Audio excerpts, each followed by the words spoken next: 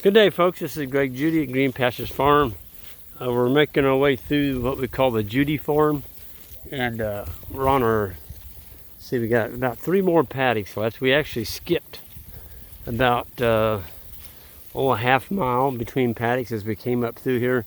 And that way, when we turn around and come back, we'll have some paddocks to graze. So when you're moving a large herd like this, especially when you got a 110, anywhere from 2 weeks old to 5-6 month old calves, it's pretty nice not to have to go a long distance in one fallow swoop. That is a pretty cow right there, man. Just can't hardly make him any shiner than that one, folks. There's the cows are really looking good. The boys and I moved them this morning, and we noticed when we moved them, we took the wire down. The cattle, the last 2 moves I've seen this, they just put their heads down and just kind of walked. They didn't really graze, and they went clear to the end of the paddock and they turned around and kind of come walking back toward us. And when you looked at them, they're all just roly-poly full. So we're really giving them all they can eat, trying to get all the weight we can on them, giving them quite a bit larger paddocks right now, just so we don't have any chance of them overgrazing. Because we are at September 13th. We have our second grazing school coming up this week. We really had a crew last week. That was awesome. We had people from basically all over. Even had some people from Canada there, and it was unbelievable, the energy and excitement in that school. And Greg, Brand, and I were the instructors and did some pasture walks and got to show them the cattle and the sheep and some of our watering and just the different forages and species that we have growing out here. But right now, we're focusing on winter stockpile, and I think there's a lesson to be had here that winter stockpile may be the biggest cost savings that there is on a beef cattle operation, if you can grow it and if you can learn how to manage it after you've grown it. And approaching the fall like this, you sure don't want to be overgrazing. So we are in the solar energy business, and so we're going to make sure that we don't take more than the top third of the plant, and by doing that we get unbelievable regrowth. So it comes back really quick, and then you also get super high animal performance because we're not pushing the cattle too hard. 980, you are a beautiful heifer, and you are going to make a beautiful cow. Golly, she's pretty. She doesn't have a rough hair on her anywhere. She is slick as a button. So you're going to grow up and look like 520 right here, would be my guess. She's just a really well-conditioned cow. She's got really good weight over her withers all the way back to her rump. Just a really nice placement of teats on the udder there. They hang straight down. You don't want the teats pointing forward. That they call that a tilted udder. So if your teats are pointing toward the front legs at an angle, that's an inferior trait. That one doesn't have them, and that one doesn't have them. There's a couple cows in it. If you look long enough, you might find them. But 520. She's just, look at that. She's eating ragweed. That's common ragweed. She just munched down. A little bit of fescue right there. There's quite a bit of Korean Lespedeza in this sward, as you can see when I give you a close-up. Look at this. See that? That's all Korean Lespedeza. You can see she's already mowed it right there. She's just taking the tops off of that. Super high gains on it. Very palatable. Non-bloating. Just the list goes on. Oh, and it is a warm season, so it kicks when it gets hot. And we got a little mixture of white clover in here. It's actually got some blooms on it. Been noticing a lot of bees. There's a lot of bees hitting this clover.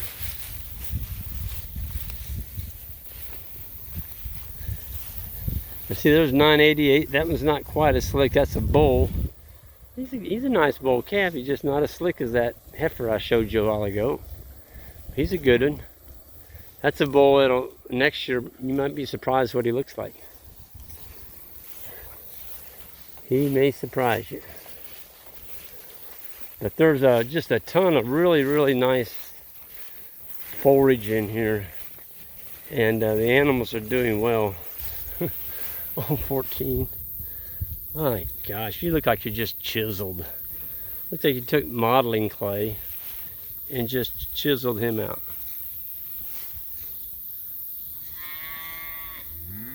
You wouldn't make a portrait of just a really perfect animal. You know, he's only, what, 5 months old. He is a brute. Just a super young bull calf. But this is the north place, the far north place. This is my Uncle Scott's farm. He bought this back in the 50s. And my uncle was killed in 1967. And when he was killed, his brothers and sisters kept this farm. And I was only 7 years old at that time. And they kept it for 30 years. They didn't do much with it, but they kept it because it was the only thing they had to remind them of their brother, which was my Uncle Scott. And I was fortunate enough, you know, fast forward to I guess I was 28 when I bought this. And by that time I had a job in town. I could make the payments on it. And I was able to buy this farm, and we bought 3 of Uncle Scott's farms. So feels pretty good to have my Uncle Scott's farm back. And you know, this is what it was. It was a cattle operation.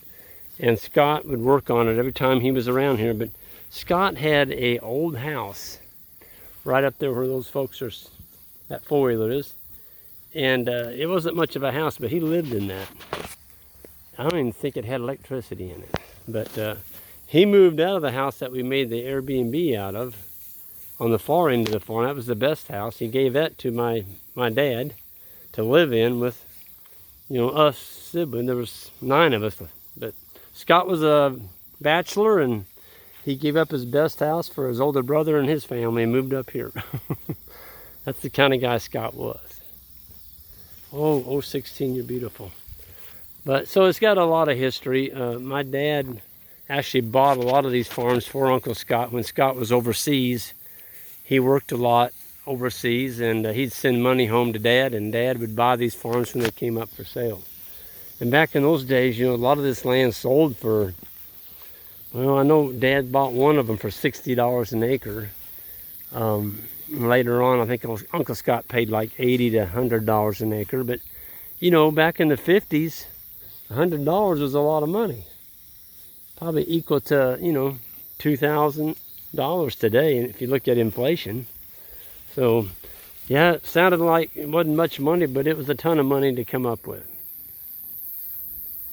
But, man, it looks good. Now, Uncle Scott's farm laid on the other side of those trees over there too. There's 100 acres over there, and I couldn't afford to buy it all, so I got the 60 on this side.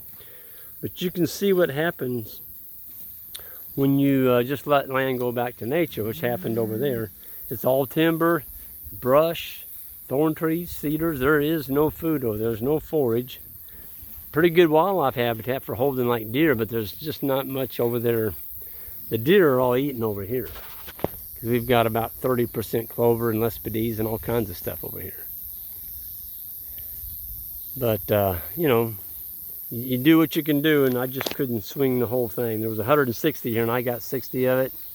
And then there was another 134 on the far end. I got that. And then there was another 70 across the road. We got some of that. So anyway, you just got to do what you can do and go on.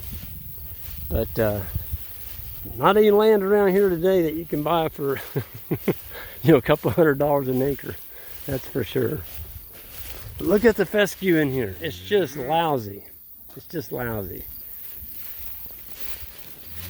So this is, you know, September 13th. We're not going to be back here for probably 60 days. So this is going to have a chance to regrow, and it's going to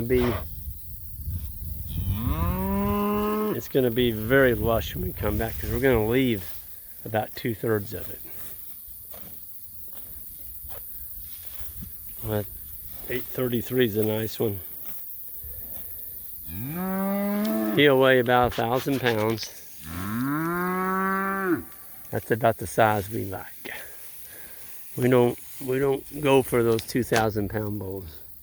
All they do is tear your farm up, tear your cows up, break them down. They're too big. You can't get them finished on grass. Can't get them finished on grass. Look at that. Isn't that beautiful?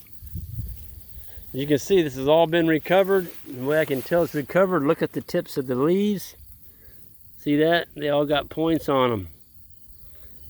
They all got points on them. So this is just beautiful stuff here. There's no bare soil. Look at all that down in there. Folks, this is a great feeling to have this time of forage with winter looking at us. And we caught 1 3/4 inches of rain the week of the, well, it rained all 3 days of our grazing school. It just rained and rained and rained, and it was a wonderful sound hitting that tent. And didn't affect our school at all. It would stop raining just enough for us to go out and do our pasture walks, and it all worked out perfect. So we're anxiously looking forward to the one this week, and I think I'm going to sign off here. It's a beautiful evening. Fall is my favorite time of the year. The trees are starting to change colors. You can feel the crispness of the morning, the happiness in the cows. And I got to share this one with you. We had a couple from New York come. They live right outside New York City. And they're looking at setting up a grazing operation, a regenerative grazing operation. And I'd never heard this term before, but when they walked into the herd, we did a pasture walk. The whole group went out into that herd. They walked into the cows, and we moved that wire. All the cows come charging by and went into the new grass. And they said, "Greg, your cow's eyes had happy eyes." I'm like, "What?" They said their eyes were happy. Every animal had this happy, excited looking, pleasant, relaxed look in their eyes. And so they're used to looking at animals that had dead eyes. In other words, they had no lack of purpose because they'd have never moved, grazing short pastures. They just weren't being managed correctly. But these animals have happy eyes. I thought that was kind of cool. I'd never heard that. That was a good quote. So I won't say your name, but you know who you are. And I'm glad you all could make it, and I wish the best to you. Great couple from New York, and I think they got a bright future when they get everything lined up. So anyway, I'm going to end with that, and everybody new to the channel, hit that subscribe button on the way out. I'd appreciate it, and that like, and we'll see you all down the road.